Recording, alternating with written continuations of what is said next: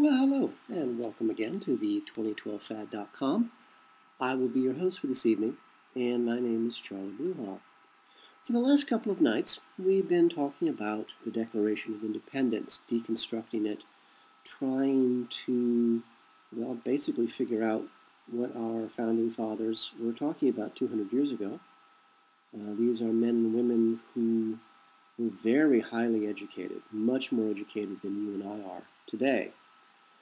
And it really gets down to 100 years ago, our masters decided that people in the United States shouldn't be educated. The United States did not need thinkers or dreamers or doers or workers who could think for themselves.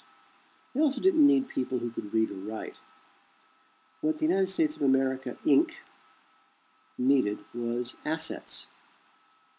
Parts of a machine that were interchangeable. They'd simply do a job that any part of the machine could do, and when they didn't do their job, they were discarded like garbage. It's the science of human resources.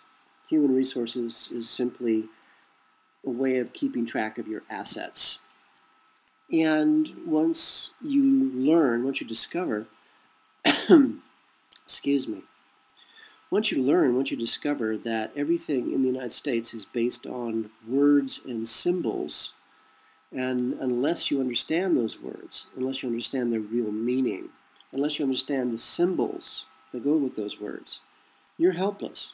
You're speaking a language that no one else speaks. That was very glaringly clear to me when I was lured to New Zealand and was there for 3 years.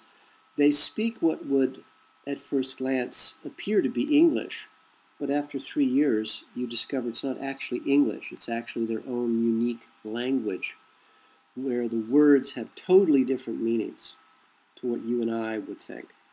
And it's the same with our masters. They speak a language that sounds like English but isn't. The master's use of language has a lot of hidden meanings. And unless you understand those hidden meanings, you're doomed. That's why we are where we are today.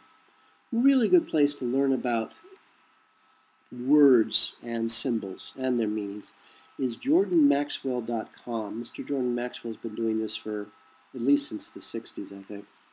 Brilliant man. jordanmaxwell.com. JORDONMAXWELL.com. jordanmaxwell.com. Website's kind of hard to figure out, but you know it's worth the effort. And also go to rense.com, RENSE.com. Jordan Maxwell's been interviewed on that show a lot. Words and their meanings. Very important. So what we're doing now is you and I, we're chatting about deconstructing the Declaration of Independence. And so this is part 4. Let's see if we can see how far we get tonight. The unanimous declaration of the 13 United States of America. It continues. He, George III, King of England at the time, he has endeavored to prevent the population of these states, for that purpose, obstructing the laws for naturalization of foreigners, refusing to pass others to encourage their migration hither, and raising the conditions of new appropriations of land. Basically, the colonies are objecting to the fact that King George in England, 200 years ago, was making it virtually impossible for foreigners, the right kind of foreigners, people that were intelligent, hard-working, industrious, people you'd want to be your neighbors. It was making it virtually impossible for them to move to the United States. Basically, he was also refusing to allow other people, good people, hardworking, decent people, good folk, again, people you would be proud to have as neighbors, wasn't allowing them to go to the States at all. Basically, the United States was where you dumped the dregs of the earth. It was a prison colony, just as Australia was a prison colony. The king was also making it very difficult to buy land. The king did not want you to buy land. He wanted you to work the lands that he owned and his friends owned. Today we see this in massive foreclosures in the United States. As far as our masters are concerned, too many people own their own home. If you own your own home, you have some sort of security. If you have security, you have independence of thought. This cannot be tolerated. This is why today foreclosures on real estate continue in the United States. It's a massive business. And again, it's no longer about money. This is about power. They want our masters. They want us to be homeless. They want us in the streets, living in our cars if we're lucky, living in tents if we're not. They want us to be afraid. And the best way to destroy people's foundation, their center, is to throw them out of their own home, have them lose everything in the world they possess, everything they cherish, everything they treasure. That's the best way to destroy people's souls. It happened to me in New Zealand. There's actually a company in California, we've chatted about this before. This company only has one goal. When your house is foreclosed upon, they go in and they bulldoze it down. There's no attempt to resell your house. There's no attempt to go into your house and collect the assets, your coin collection, your stamp collection, your clothes, your toaster, anything. There's no attempt at all to try to make any money on the foreclosure of your home. All our masters want is your home leveled and all of your dreams destroyed. That's what they want, as King George III 200 years ago wanted. He wanted us all to be homeless and wandering. He wanted us literally to be cattle in a field. And if you own nothing, you have nothing left, you can be driven off your land, sent anywhere our masters want us to be sent. And that's what's happening today. The Declaration of Independence goes on. He, George III, has obstructed the administration of justice by refusing his assent to laws for establishing judiciary powers. He has made judges dependent on his will alone for the tenure of their offices and the amount and payment of their salaries. Well, 200 years ago, King George III, you and I know King George IV, which was old George Bush, and you and I both know King George V, which is little George Bush, the psychopathic, drunken, homosexual, deviant monster in the White House who actually had gay call boys stay at the White House overnight more times than even can be imagined. We are ruled by England, basically. So 200 years ago, George III would not allow judges to sit in judgment in our courts on us unless they were his judges, unless the judges in the court were not impartial. They had to administer the justice, the laws that George III wanted, the king in England. And if they did not, the judges, follow the laws that the king in England laid down, they were not judges. Or if somehow they managed to become judges, the length of their duration as a judge, or the amount of money they made, got less and less and less. The same thing happens today. You'll note that we're still suffering, even if we could get rid of Obama, even if we could get rid of the Senate and the House of Representatives, the Congress. We still have the judiciary, the judges. And these judges, these sycophants, these psychopaths, have been appointed for life by creatures like old George Bush, Bill Clinton, little George Bush. And unless we get rid of them, unless we address them as well, question them, citizens' arrest of them, no violence. Do not give our masters violence. That's what they want. Under the constitutional republic that was the United States of America, we as citizens have the right to do a citizen's arrest. We have the right to carry weapons, to bear arms in defense of ourselves and our country, our families, our neighbors, against all enemies, foreign and domestic. We need to arrest the judges. We need to put them on trial. We need to look at their bank accounts and wonder why they have hundreds of millions of dollars of our money in their bank accounts. And then try them under the Constitution. There's a lot of work that needs to be done. The Declaration of Independence continues. He, George III, 200 years ago, he has erected a multitude of new offices and sent hither swarms of officers to harass our people and to eat out their substance. 200 years ago, George III was creating all of these new government offices that were worthless and useless and criminal in content, and staffing them with the worst kind of people, who he knew for a fact would simply harass us, steal everything we had under his laws, and basically to destroy us. Today we call that the IRS, the Federal Reserve Bank, Homeland Security, the TSA, anything that will empower the masters and their servants and destroy us. As we've chatted about before, our masters are not creative folk. There's been a few bright ones, but as a rule, they just keep doing the same things over and over and over again, year after year, decade after decade, century after century. The people who were in charge 200 years ago, their families are still in charge. Nothing has changed.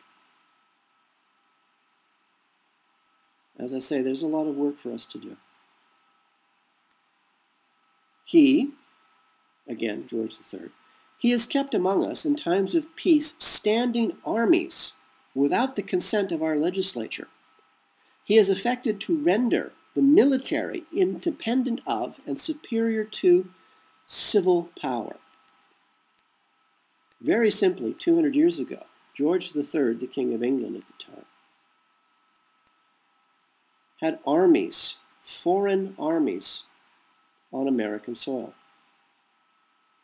Today, we have the U.S. military filled with foreigners, people who are not U.S. citizens, people who have no respect for us or for our laws or for our country, mostly because these people want revenge. They want revenge for what was done to them in their country, what was done to them in their family's time, their parents, their grandparents, their great-grandparents, atrocities committed by Americans in other countries under the orders of the corporations, our masters.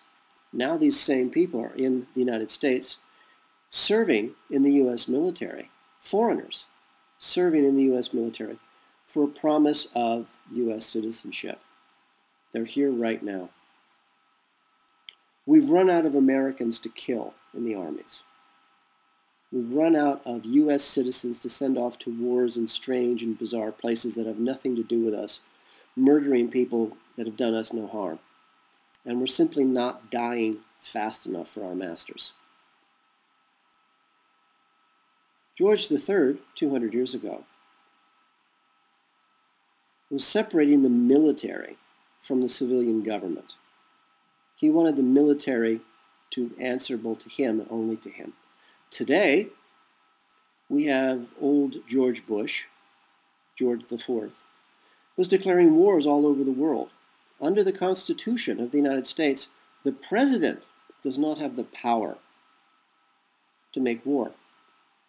That belongs to the Senate, to the Congress, to the House of Representatives. The president does not, under the Constitution, have the right to command the armies to go to war. Elected officials of the 51 states have to agree that war is necessary. George IV, old George Bush, Magog, broke the law. And every president since has broken the same law.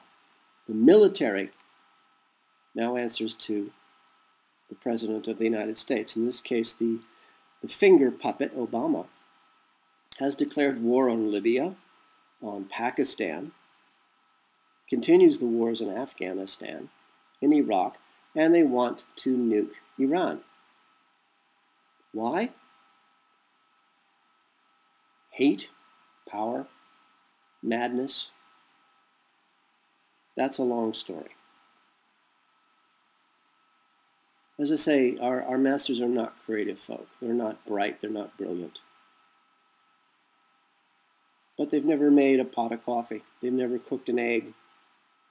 They're parasites. Without you and I, they would literally starve to death in a kitchen filled with food. They literally could not feed themselves without you and me. So why are we letting them do this? I don't know. Thousands of years ago, there was a very advanced civilization in Ireland. And from them we got the Brehon Laws. And from the Brehon Laws we got fairness, we got justice, the concepts of those things.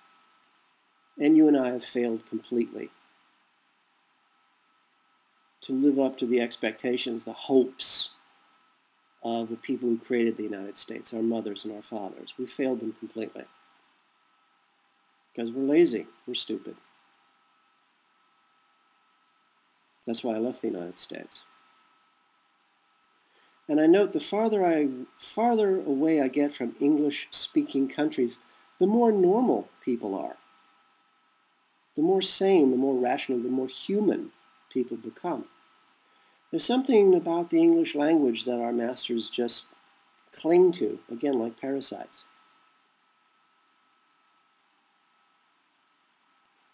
But thousands of years ago, there was a very advanced civilization in Ireland. And they gave us laws. It's too bad we don't actually appreciate those laws and do so very little. It takes so very little to stand up for yourself. It takes so very little. You don't even have to say no. All you have to do is make the conscious decision as a human being, as a man, as a woman, and make the conscious decision to turn your back and to walk away from these monsters. And they'll simply starve to death. Leave them alone. Leave them alone with each other. That ancient prayer, that ancient hope for a very good friend or a beloved stranger, I'll give to you. May you live as long as you wish. May you love as long as you live. For the2012fad.com, this is Charlie Bluehawk.